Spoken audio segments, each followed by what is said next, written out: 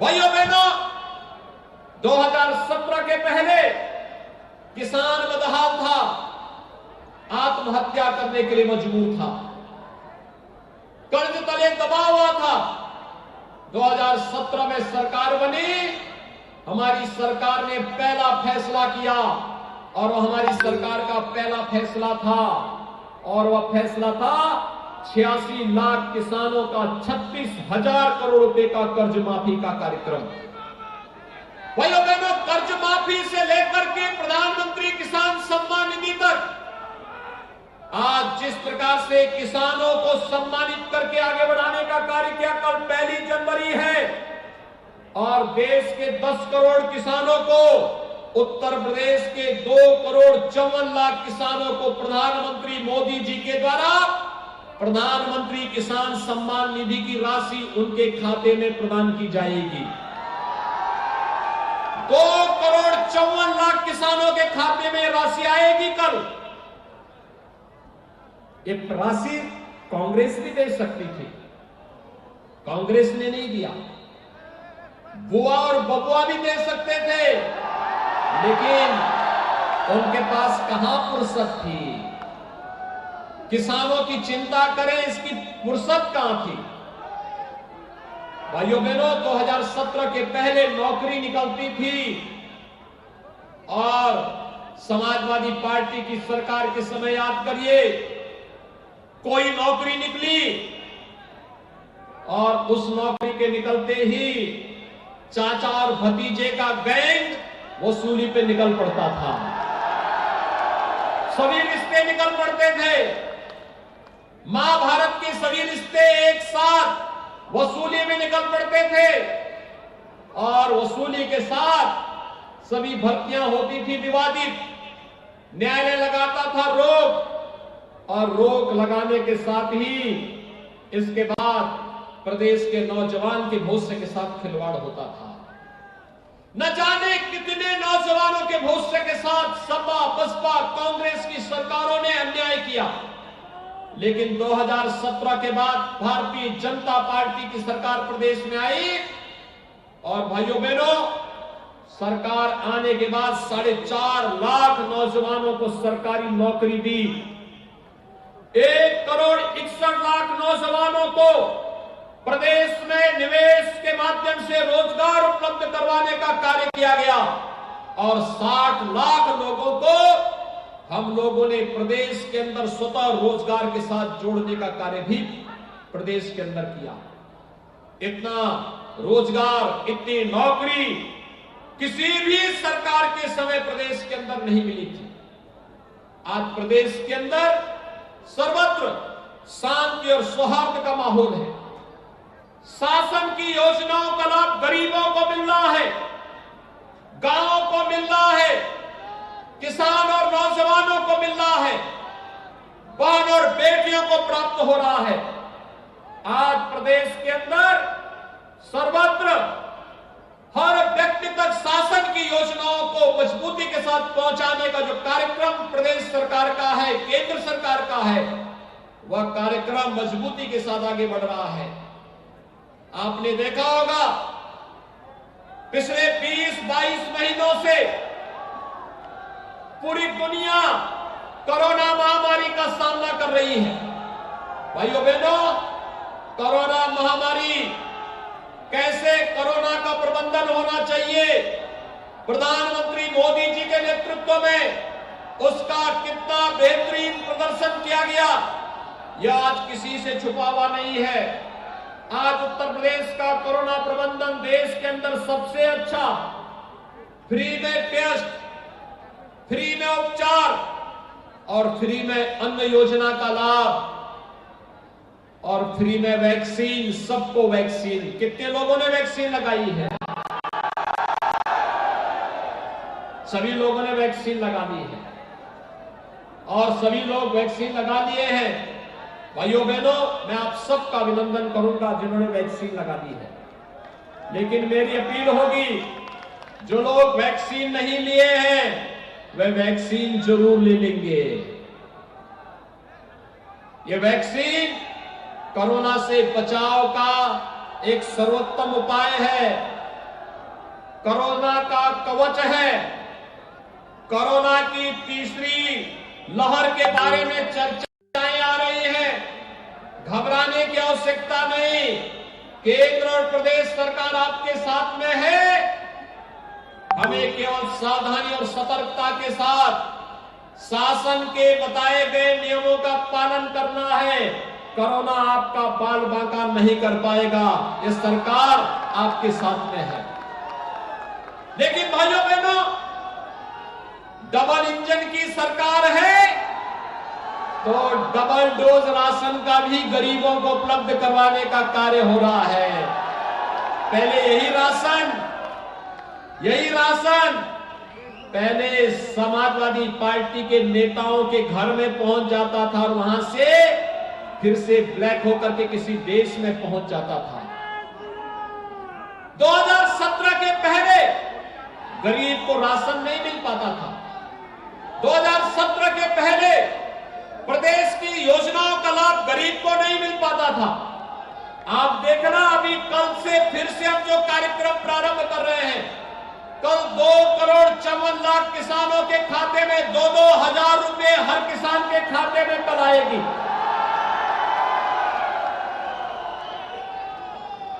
तीन तारीख को यानी 3 जनवरी को लगभग 4.5 करोड़ श्रमिकों के खाते में 1-1 हजार की राशि आएगी। नोट करते रहिए, मैं बता रहा हूं। 5 जनवरी को 1 करोड़ निराश्रित महिलाएं, वृद्धजन और दिव्यांग जनों के खाते में 1-1 हजार रुपए की राशि पेंशन की उनके खाते में उपलब्ध करवाएंगे। हमने उनकी पेंशन की राशि को दुगना कर दिया है। उत्तर प्रदेश में सरकार अच्छी चल रही है तो फिर उस अच्छी सरकार का लाभ गरीब को मिलना चाहिए, विधवा महिलाओं को मिलना चाहिए, वृद्धजनों को मिलना चाहिए, दिव्यांग जनों को मिलना चाहिए।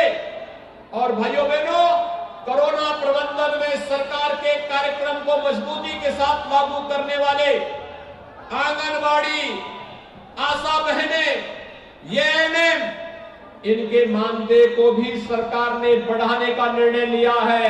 आज हमने इस बारे में कहा है।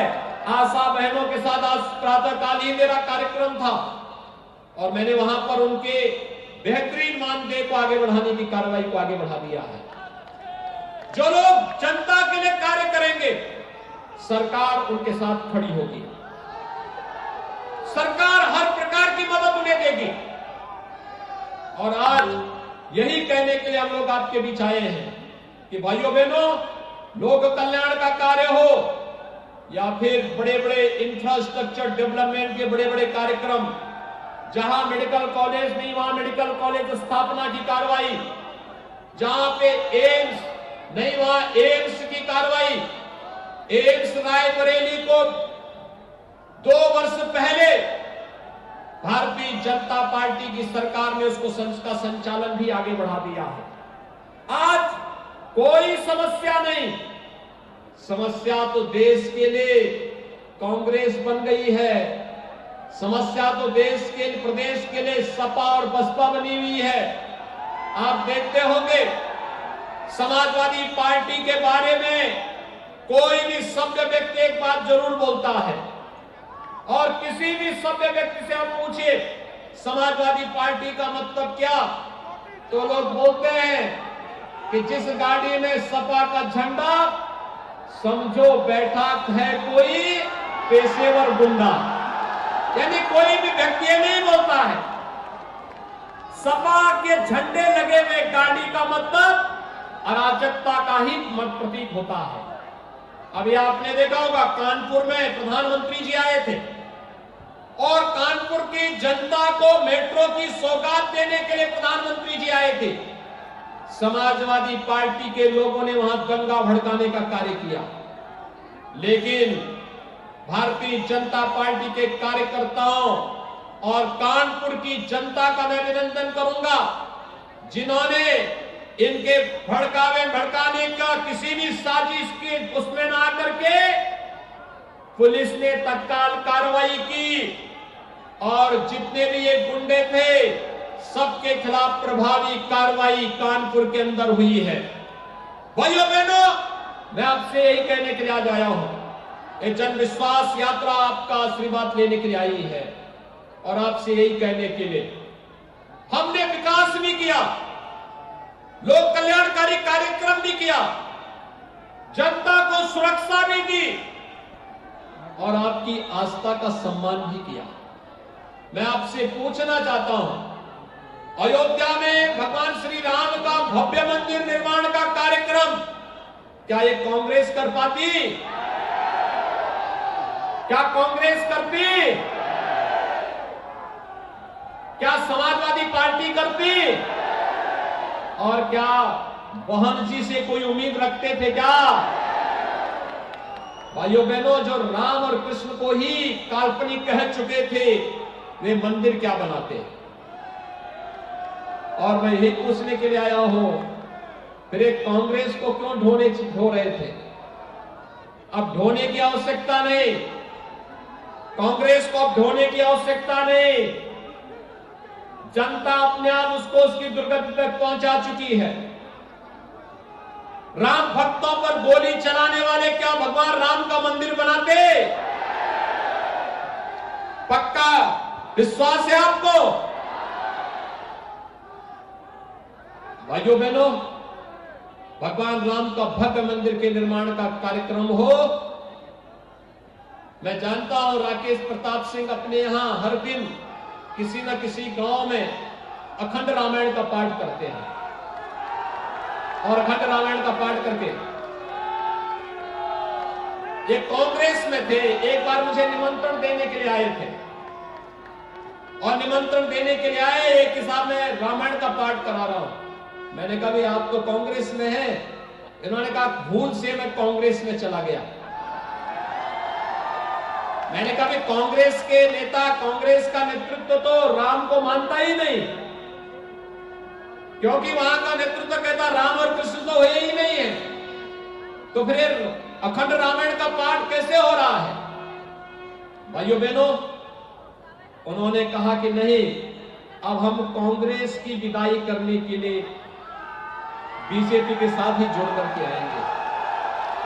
और भाइयों बहनों, आज उन्होंने भारतीय जनता पार्टी की सदस्यता लेने के लिए वे हमारे बीच में आए हैं।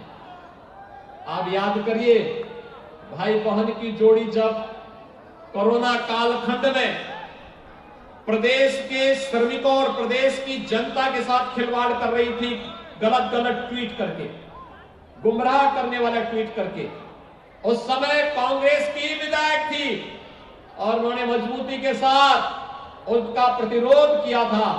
आपकी रायबरेली से विधायक श्रीमती अदिति सिंह जी ने उस समय इसका विरोध किया था कि नहीं, कांग्रेस गलत लाइन पे चल रही है, कोरोना प्रबंधन प्रदेश सरकार अच्छा कर रही है और हम लोगों को समर्थन करना चाहिए। और आज भाइयों बहनों, भारतीय जनता पार्टी की सरकार ने कोरोना प्रबंधन कैसे होना चाहिए आप सबके सामने इसका उदाहरण प्रस्तुत किया।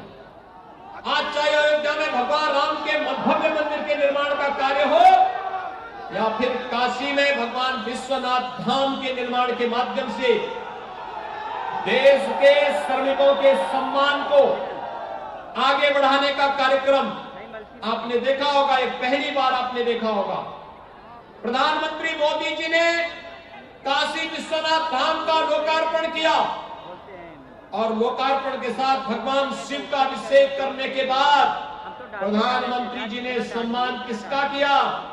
पुष्प वर्षा किया श्रमिकों के ऊपर, क्योंकि श्रमिक ही वास्तव में राष्ट्र निर्माता है।